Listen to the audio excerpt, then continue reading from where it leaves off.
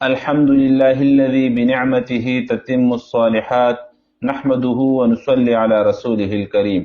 السلام علیکم ورحمۃ اللہ وبرکاتہ۔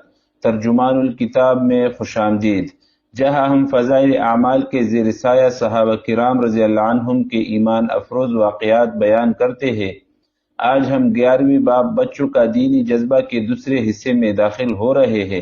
یہ وہ باب ہے جو ہمیں یاد دلاتا ہے کہ ایمان عمر سے نہیں جذبے سے پہچانا جاتا ہے۔ آج کی ویڈیو میں آپ سنیں گے حضرت عمیر رضی اللہ عنہ کا غزوہ بدر میں چھپ کر شریک ہونے کا شوق، 2 انصاری بچوں کا ابو جہل کو قتل کرنے کا عزم، حضرت رافع رضی اللہ عنہ اور ابن جندب رضی اللہ عنہ کا میدان جنگ میں مقابلے کا جذبہ۔ یہ واقعات بتاتے ہیں کہ اسلام کا جوش بچوں کے دلوں میں بھی ویسا ہی تھا جیسا بڑوں کے سینوں میں۔ چلیے اب کتاب فضائل اعمال حکایات صحابہ سے یہ ایمان افروز مناظر سنتے ہیں۔ حضرت عمیر رضی اللہ عنہ کا بدر کی لڑائی میں چھپنا۔ حضرت عمیر بن ابی وقاص رضی اللہ عنہ ایک نوعمر صحابی ہے، شروع ہی میں مسلمان ہو گئے تھے۔ سعد بن ابی وقاص مشہور صحابی کے بھائی ہے۔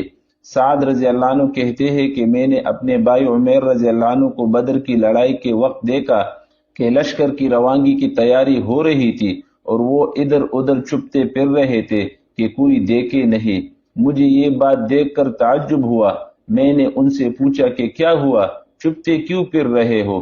کہنے لگے مجھے یہ ڈر ہے کہ کہیں حضور اقدس صلی اللہ علیہ وسلم مجھے نہ دیکھ لے اور بچہ سمجھ کر جانے کی ممانعت کر دے کہ پھر نہ جا سکوں گا، اور مجھے تمنا ہے کہ لڑائی میں ضرور شریک ہوں۔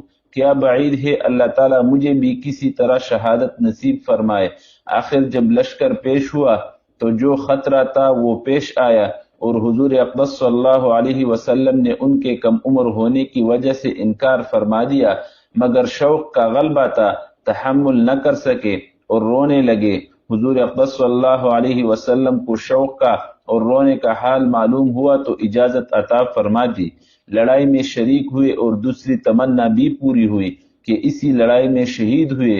ان کے بھائی سعد رضی اللہ عنہ کہتے ہیں کہ ان کے چھوٹے ہونے اور تلوار کے بڑے ہونے کی وجہ سے میں اس کے تسموں میں گرہے لگاتا تھا کہ اونچی ہو جائے۔ 2 انصاری بچوں کا ابو جہل کو قتل کرنا۔ حضرت عبد الرحمن بن عوف رضی اللہ عنہ مشہور اور بڑے صحابہ میں ہے، فرماتے ہیں کہ میں بدر کی لڑائی میں میدان میں لڑنے والوں کی صف میں کھڑا تھا۔ میں نے دیکھا کہ میرے دائیں اور بائیں جانب انصار کے 2 کم عمر لڑکے ہیں۔ مجھے خیال ہوا کہ میں اگر قوی اور مضبوط لوگوں کے درمیان ہوتا تو اچھا تھا کہ ضرورت کے وقت ایک دوسرے کی مدد کر سکتے۔ میرے دونوں جانب بچے ہیں، یہ کیا مدد کر سکیں گے؟ اتنے میں ان دونوں لڑکوں میں سے ایک نے میرا ہاتھ پکڑ کر کہا، چچا جان تم ابو جہل کو بھی پہچانتے ہو؟ میں نے کہا ہاں پہچانتا ہوں، تمہاری کیا غرض ہے؟ اس نے کہا مجھے یہ معلوم ہوا کہ وہ رسول اللہ صلی اللہ علیہ وسلم کی شان میں گالیاں بکتا ہے۔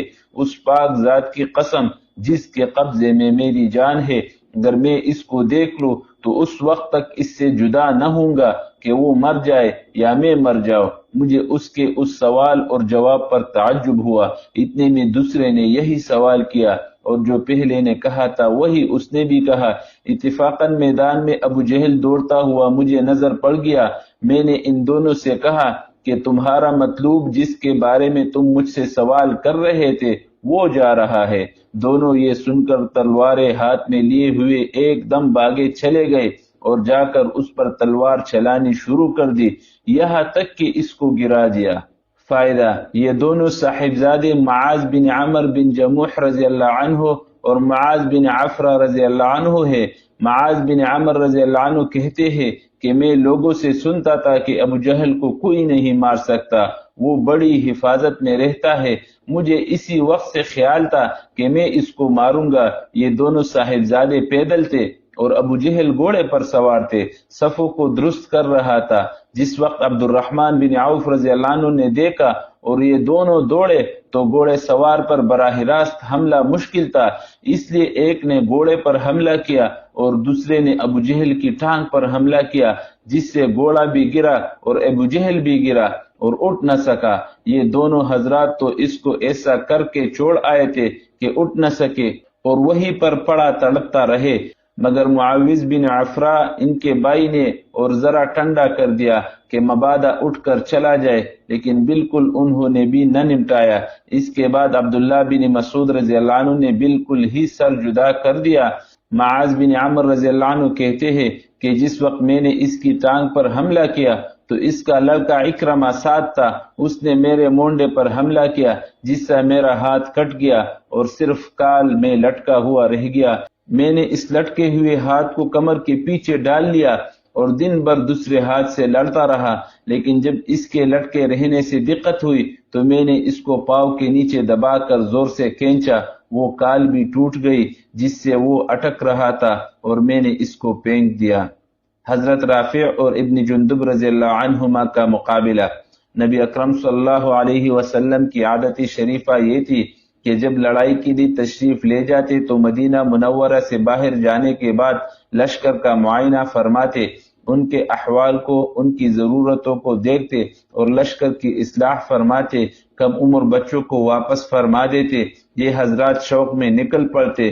چنانچہ احد کی لڑائی کے لیے جب تشریف لے جانا ہوا تو ایک موقع پر جا کر لشکر کا معائنہ فرمایا اور نوعمروں کو لڑک پن کی وجہ سے واپس فرما دیا، جس میں حضرات ذیل بھی تھے، عبداللہ بن عمر، زید بن ثابت، اسامہ بن زید، زید بن ارقم، برا بن عازب، عمر بن حزم، اسید بن زہیر، عرابہ بن اوس، ابو سعید خدری، سمرہ بن جندب، رافع بن خدیج رضوان اللہ علیہم اجمعین، کہ ان کی عمر تقریباً 13-14 برس کی تھی۔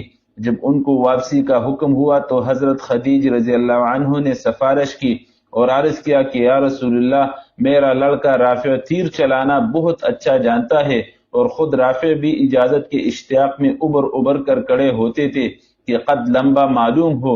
حضور صلی اللہ علیہ وسلم نے اجازت عطا فرما دی تو سمرہ بن جندب رضی اللہ عنہ نے اپنے سوتیلے باپ مرہ بن سنان سے کہا کہ حضور صلی اللہ علیہ وسلم نے رافع کو تو اجازت مرحمت فرما دی اور مجھے اجازت نہیں عطا فرمائی، حالانکہ میں رافع سے قوی ہوں، اگر میرا اور اس کا مقابلہ ہو تو میں اس کو پچاڑ لوں گا۔ حضور صلی اللہ علیہ وسلم نے دونوں کا مقابلہ کرایا تو سمرہ رضی اللہ عنہ نے رافع رضی اللہ عنہ کو واقعی پچاڑ لیا، اس لیے حضور صلی اللہ علیہ وسلم نے سمرہ رضی اللہ عنہ کو بھی اجازت عطا فرما دی۔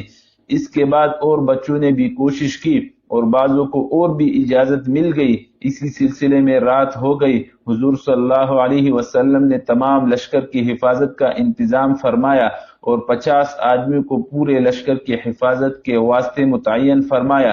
اس کے بعد ارشاد فرمایا کہ ہماری حفاظت کون کرے گا؟ ایک صاحب اٹھے، حضور صلی اللہ علیہ وسلم نے فرمایا تمہارا نام کیا ہے؟ انہوں نے کہا ذکوان۔ حضور صلی اللہ علیہ وسلم نے فرمایا اچھا بیٹھ جاؤ، پھر فرمایا ہماری حفاظت کون کرے گا؟ ایک صاحب اٹھے، حضور صلی اللہ علیہ وسلم نے دریافت کیا، عرض کیا ابو سبا یعنی سبا کا باپ۔ حضور صلی اللہ علیہ وسلم نے فرمایا بیٹھ جاؤ۔ تیسری مرتبہ پھر ارشاد ہوا کہ ہماری حفاظت کون کرے گا؟ پھر ایک صاحب کھڑے ہوئے، حضور اقدس صلی اللہ علیہ وسلم نے نام دریافت کیا، انہوں نے عرض کیا ابن عبد القیس، عبد قیس کا بیٹا۔ حضور صلی اللہ علیہ وسلم نے ارشاد فرمایا کہ اچھا بیٹھ جاؤ۔ اس کے تھوڑی دیر بعد ارشاد ہوا کہ تینوں آدمی آ جاؤ، تو ایک صاحب حاضر ہوئے۔ حضور صلی اللہ علیہ وسلم نے فرمایا کہ تمہارے دونوں ساتھی کہاں گئے؟ انہوں نے عرض کیا یا رسول اللہ، تینوں دفعہ میں ہی اٹھا تھا۔ حضور صلی اللہ علیہ وسلم نے دعا دی اور حفاظت کا حکم فرمایا۔ رات بھر یہ حضور صلی اللہ علیہ وسلم کے خیمے کی حفاظت فرماتے رہے۔ فائدہ: یہ شوق اور ولولے تھے ان حضرات کے کہ بچہ ہو یا بڑا، ہر شخص کچھ ایسا مست تھا کہ جان دینا مستقل مقصود تھا، اسی وجہ سے کامیابی ان کے قدم چومتی تھی۔ رافع بن خدیج رضی اللہ عنہ نے بدر کی لڑائی میں بھی اپنے آپ کو پیش کیا تھا، مگر اس وقت اجازت نہ مل سکی تھی۔ پھر احد میں پیش کیا، جس کا قصہ ابھی گزرا۔ اس کے بعد سے ہر لڑائی میں شریک ہوتے رہے۔ احد کی لڑائی میں سینے میں ایک تیر لگا، جب اس کو کھینچا گیا تو سارا نکل آیا۔ مگر بال کا حصہ اندر بدن میں رہ گیا جس نے زخم کی صورت اختیار کی، اور اخیر زمانہ میں بڑھاپے کے قریب یہی زخم ہرا ہو کر موت کا سبب بنا۔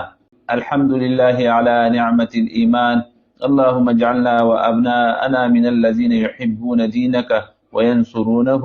اے اللہ ہمیں اور ہماری نسلوں کو دین سے محبت کرنے والا اور اس کے لیے قربانی دینے والا بنا، آمین۔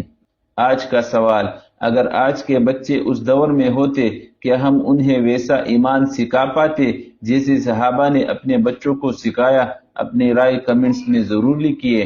اگر آپ کو یہ ایمان بڑھانے والا بیان پسند آیا ہو تو لائک، شیئر اور کمنٹ کیجیے، اور ترجمان الکتاب کو سبسکرائب ضرور کریں تاکہ دین کی روشنی مزید گھروں تک پہنچے۔ جزاکم اللہ خیرہ، والسلام علیکم ورحمۃ اللہ وبرکاتہ۔